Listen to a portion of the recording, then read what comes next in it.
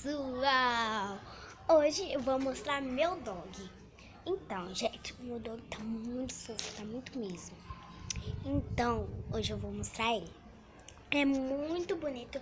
E se vocês perguntarem nos comentários qual raça, é Shih Tzu. Eu não sei falar direito, mas é Shih Tzu. Shih Tzu, sei lá. Eu sei que é assim. Então vamos lá?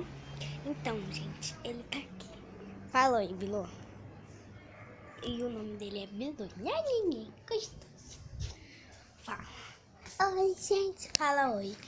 Fala oi. Oi. Ele não... Gente, luz pra cachorro, ele fica cego. Ó. Ai, que peguei.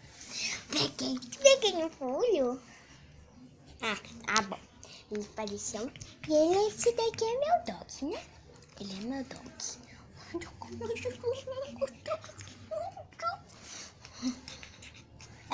É neném gostoso? Pera aí, gente. Eu vou fazer um... Pera aí, gente. Fala, pera aí. Olha aqui, Missão. Olha aqui. Não deixa, pai. Olha. Oi, gente. Ele gosta de câmera. Só pra vocês saberem. Ele gosta de câmera. E, gente, esse é meu dog, ó. Olha o pelo dele. Olha. Ele tudo. Ai, que delícia. Aqui, ó. A barriga dele, né, Biro? Essa barriga? Fala. É a barriga dele. Ali as patinhas dele. Ai, que bonitinho. Oi, que gostoso. Vem cá. Espera aí, gente. Eu já volto. Fala, pera. Vamos, gente. Fala, oi. Eu peguei ele. Vem cá, Du.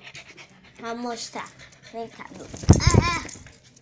Ele não deixa, gente. Ele gosta de... Não, gostosa.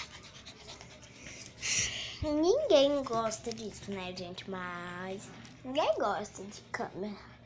Ele não gosta, né, Bru? Eu não quero ser para almoço. Ou pamonha. É pau? Essa foi boa.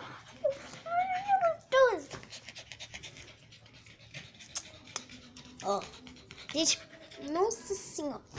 Vamos deitar. Ai, que delícia. Ele assusta, ó. Solta aí, né? Tô brincando, gente. Nem aqui em casa, não.